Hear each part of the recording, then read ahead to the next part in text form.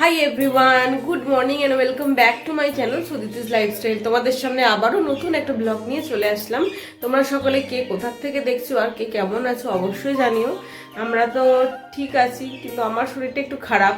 চোখগুলো দেখে বোঝা যাচ্ছে কি দেখো তো, মানে আমার শরীর ভীষণ পরিমাণে আর কি দুর্বল হয়ে গেছে ফিল করছি।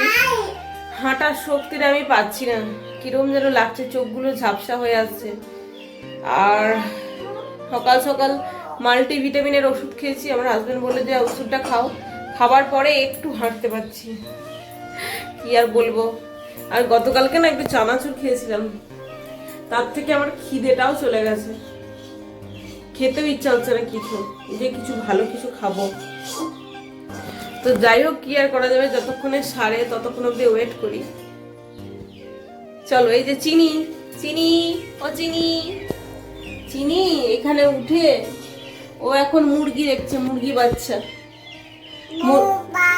হ্যাঁ, হেন দেখছে আর বার্ডস দেখছে। দেখো বার্ড এসছে। হ্যাঁ হ্যাঁ হ্যাঁ, জানলা দিয়ে সব দেখা যায়, একটা পাখি এসছে তাই দেখছে। তো চলো ব্লগটা দেখতে থাকো। ফোনটা ধরে রাখতে পারছি না, ডাক্তার দেখাতে হবে। তো যাই হোক, হ্যাঁ চলো।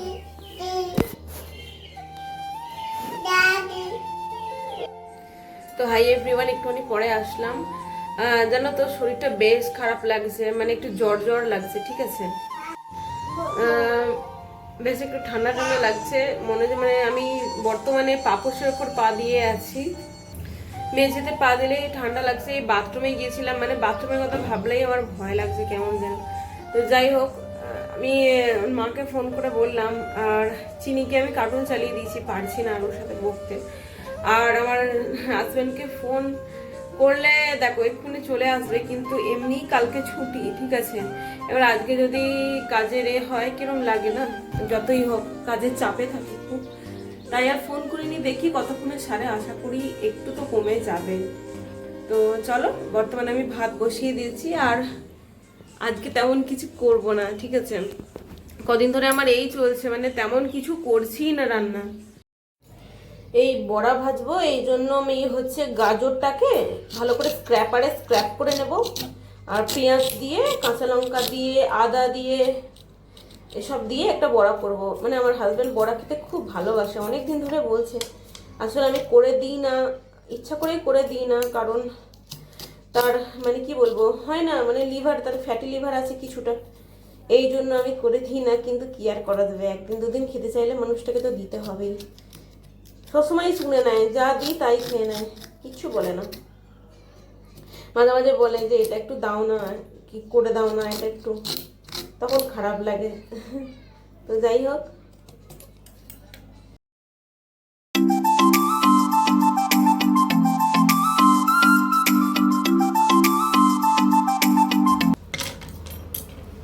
আর তোমরা আমার যারা ভিডিও দেখো তাদেরকে অসংখ্য ধন্যবাদ। আর অনেকে আছে সাবস্ক্রাইব না করে দেখো, তোমাদেরও অসংখ্য ধন্যবাদ, কিন্তু সাবস্ক্রাইবটা করে দিও, কারণ এক একটা সাবস্ক্রাইব আর এক একটা কমেন্ট অনেক ইন্সপায়ার করে।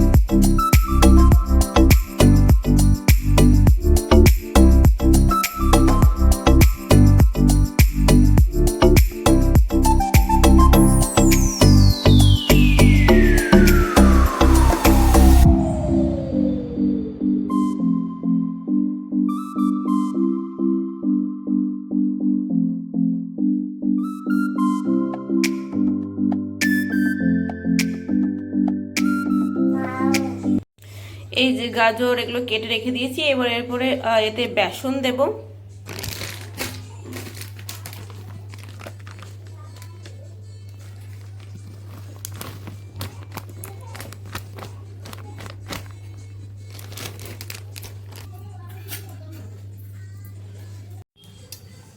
দেখিনি ভাতটা হয়ে গেছে কি, ও মা ভাত তো একদম হয়ে গেছে, নামানোর টাইম হয়ে গেছে। চলো নামিয়ে দিই। চিনিকে স্কুলে ভর্তি করবো জানো তো, এমনি এখন তো মানে ভোটের টাইম, ঠিক আছে, কালকে আসামের ভোট। এবার এই সময়ে বাচ্চাটাকে নিয়ে যে স্কুলে যাব সেটা আমার মনে হয় সিকিওর হবে না। তাই ভাবলাম যে দুটো দিন ওয়েট করে যাই। আজকে আমার শরীরটাও খারাপ, হ্যাঁ শরীরটা একটু সেরেও যাক, তারপরে বরং চিনিকে স্কুল নিয়ে যাব। তো কালকে ভোট আছে, পরশু দিন একটু ভোটের রেস থাকবে হয়তো। পরশু দিন কি বার? শুক্রবার।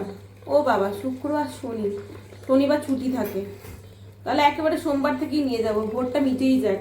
অ্যাকচুয়ালি ভোটের সময় যা ঝামেলা হয়, এই ভোট ভোট করে যে কত অশান্তি এখন হবে, চারিদিকে মার দাঙ্গা কি না। আজকে টুকটাক রান্না তো রান্না হয়ে গেছে, চলো তোমাদের দেখিয়ে দিই। আর চিনিকে আমি একটু ডাল দিয়ে ভাত খাইয়ে দেবো, আর আমিও একটু ভাত খেয়ে নেব। তারপরে হাজব্যান্ডের লাঞ্চটা গোছাতে হবে, নাকি আগে গুছিয়ে তারপর খাবো বুঝতে পারছি না। তো চলো দেখিয়ে দিই। এই যে এই হচ্ছে পেঁয়াজ ভাজা আর আলু সেদ্ধ যেটা মাখাবো, আর এই হলো মুসুর ডাল, আর এই এটা হচ্ছে গাজর দিয়ে যে পেঁয়াজ দিয়ে বড়াটা করেছি সেটা।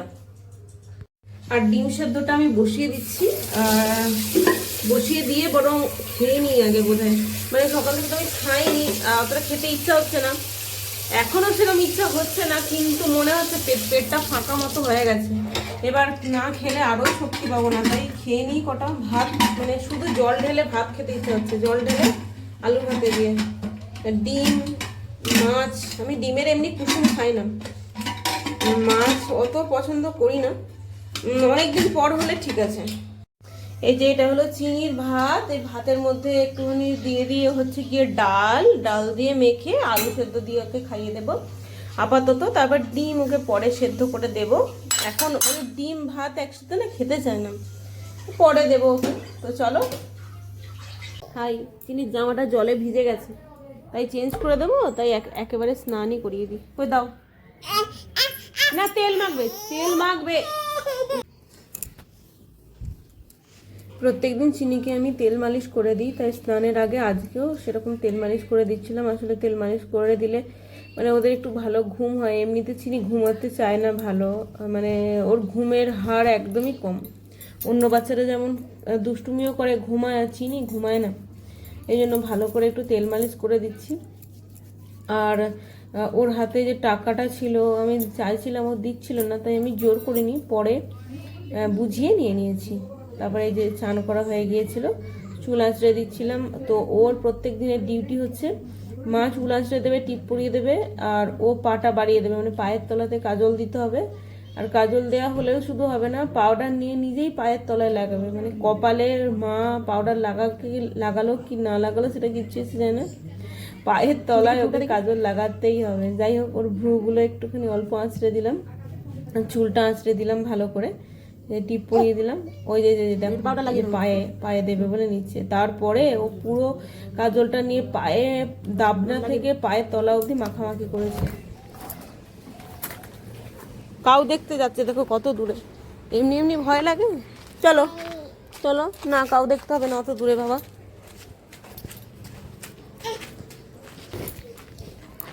এই খারাপ নিয়ে পড়ে থাকলে তো হবে না, কারণ অনেক সংসারে কাজ থাকে, আর জামা কাপড়গুলো না তুললে জামা কাপড় দিতে জায়গাও পাওয়া যাবে না। তাই জামা কাপড়গুলো তুলতে নিয়ে গেলাম চিনিকে নিয়ে ছাদে। খুব রিস্কের, প্রত্যেক দিনই মনে হয়, ভয়ও লাগে, কিন্তু কি করব, আর ওকে নিয়ে যেতে হবে।